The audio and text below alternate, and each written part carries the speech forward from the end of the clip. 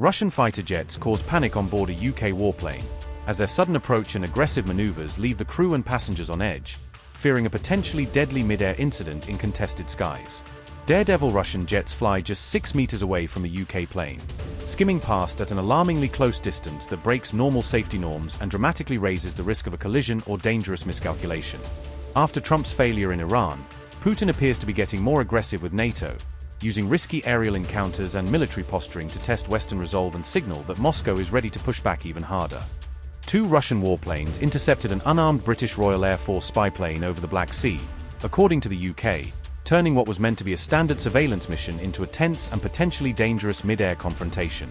A Russian Su-35 fighter reportedly approached the Rivet Joint surveillance aircraft in April, closing in on the British plane in a way that sharply escalated the level of risk for everyone on board.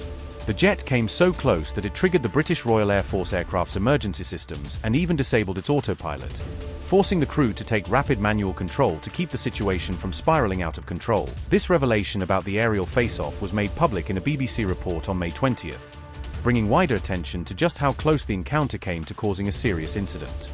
A Russian Su-27 jet also carried out 6 passes in front of the RAF plane, at one point getting as close as just 6 meters, a shockingly small distance that left no margin for error in already tense skies. UK Defence Secretary John Healey praised the outstanding professionalism of the RAF crew, highlighting how their calm reactions and skill were crucial in safely handling such an intimidating confrontation. The UK described this as the most dangerous Russian action against one of its aircraft since 2022, when a rogue Russian pilot fired a missile near an RAF plane, underscoring how serious and alarming this latest episode was. British officials said the RAF warplane had been conducting a routine flight to help secure NATO's eastern flank, framing the mission as part of ongoing efforts to deter threats and reassure allies in the region. John Healey said, and I quote, "This incident is another example of dangerous and unacceptable behaviour by Russian pilots towards an unarmed aircraft operating in international airspace. These actions create a serious risk of accidents and potential escalation.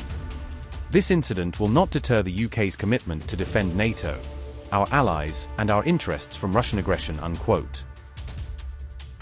The UK Defence Ministry and Foreign Office summoned officials from the Russian embassy to formally condemn the incident, delivering a strong diplomatic protest over what London views as reckless and unacceptable behaviour in the skies. These latest interceptions came amid a broader pattern of increased Russian aggression in the region, the report noted, suggesting that the dangerous mid-air encounter fits into a worrying trend of heightened military pressure. The report also pointed to recent Russian submarine activity near critical underwater British infrastructure, raising fresh concerns about the security of vital cables, pipelines, and other assets on the seabed. A rogue Russian pilot previously attempted to shoot down a UK warplane over the Black Sea in September 2022, turning a routine surveillance mission into a near disaster that shocked defence officials in London. That Russian pilot fired 2 missiles at the British aircraft, and subsequent analysis showed that the first missile had actually missed its target rather than malfunctioned, underscoring how close the RAF crew came to being hit. Russia later claimed that the September 2022 incident was the result of a technical malfunction, insisting that the dangerous launch was not intentional or reflective of official policy. The UK Defence Ministry publicly accepted Russia's explanation at the time, according to the BBC, a stance aimed at diffusing immediate tensions even as serious concerns remained behind the scenes.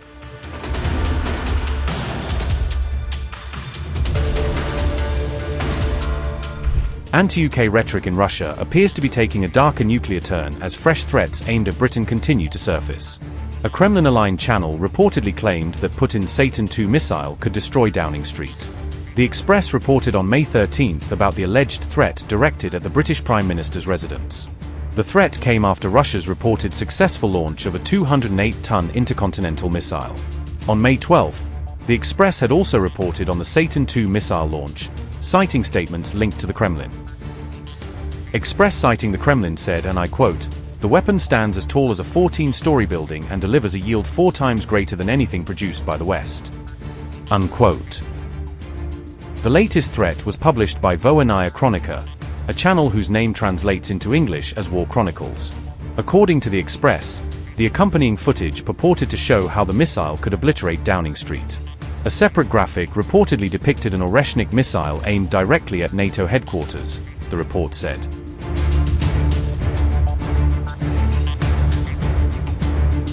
Another fiercely pro-Kremlin account, Barrel of Black Caviar, also responded to the threat narrative, according to the Express. Barrel of Black Caviar said, and I quote, "Sarmat can destroy the British Prime Minister's residence. And Oreshnik can destroy NATO's residence." Unquote. The reported threat surfaced the same day Putin showcased what was described as his latest weapon system.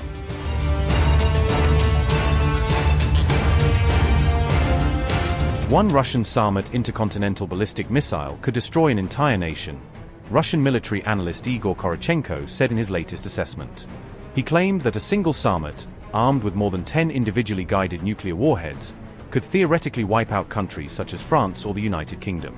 The analyst warned that the missile could be used if Russia judged that its national security or strategic stability was seriously threatened. Korochenko added that the Sarmat can strike targets via both the North and South Poles, complicating early warning and missile defense planning. His remarks were made as he spoke to Russian state media outlet Sputnik, which published his comments on the missile's capabilities. Notably, the Sarmat is designed as a heavy intercontinental ballistic missile specifically for Russia's strategic nuclear forces. Earlier this week, Russia's defense ministry released video showing a test launch of a Sarmat missile from a silo-based site. The official footage showed the initial phases of the intercontinental ballistic missile launch, from ignition to early ascent. Russian President Vladimir Putin received a formal report on the test from senior missile force commanders overseeing the launch. According to Russian reports, Putin then reviewed detailed information about the Sarmat test during a video conference with top defense officials. Putin said that Russia has greatly modernized its nuclear deterrent since the early 2000s, citing new systems introduced over the past 2 decades. He also described the Sarmat as the most powerful missile system currently in the world, highlighting its payload and range. The Russian president claimed that the missile's total warhead power exceeds comparable Western strategic systems by around 4 times. Work on improving deterrent forces resumed in Russia and has not stopped since the early 2000s. Back then we had no time for this. To put it bluntly, Russia was going through a very difficult period in its history.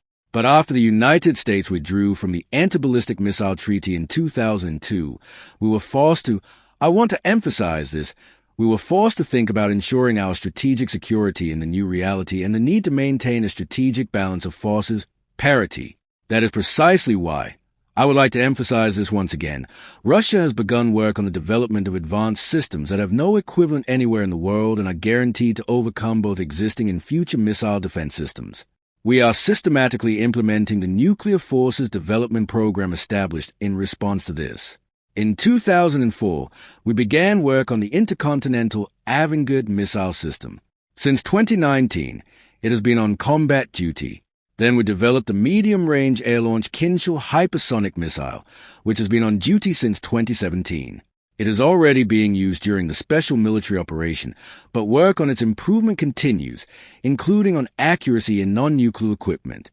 Since 2025, the medium-range ground-based Oreshnik missile system has been on combat duty, which can also be equipped with nuclear warheads. We are finishing work on 2 systems with small nuclear propulsion systems, the unique unmanned underwater Poseidon vehicle and the unique global-range Buvesnik cruise missile. Now let's speak about Sarmat intercontinental ballistic missile. We started working on it in 2011. In 2018, these works and the advantages of new prospective missile systems, including Sarmat, were publicly announced. Let me remind you what was discussed then and the advantages of our newest system. Firstly, it is the most powerful missile system in the world, not inferior in power to the Soviet-developed Voyvoda missile system in service with us. The total power of the warhead is more than 4 times the power of any most powerful existing Western counterpart. Secondly, and this is most crucial, the missile can travel not only along a ballistic, but also a suborbital trajectory, which allows it to exceed its range of over 35,000 kilometers, with simultaneously doubled accuracy characteristics and with the capability to overcome all existing and future missile defense systems. By the end of this year, Sarmat will be put on combat duty. Congratulations to the Defense Ministry, all participants, researchers, engineers, defense industrial complex production organizers, prime contractors on this major event and infallible success.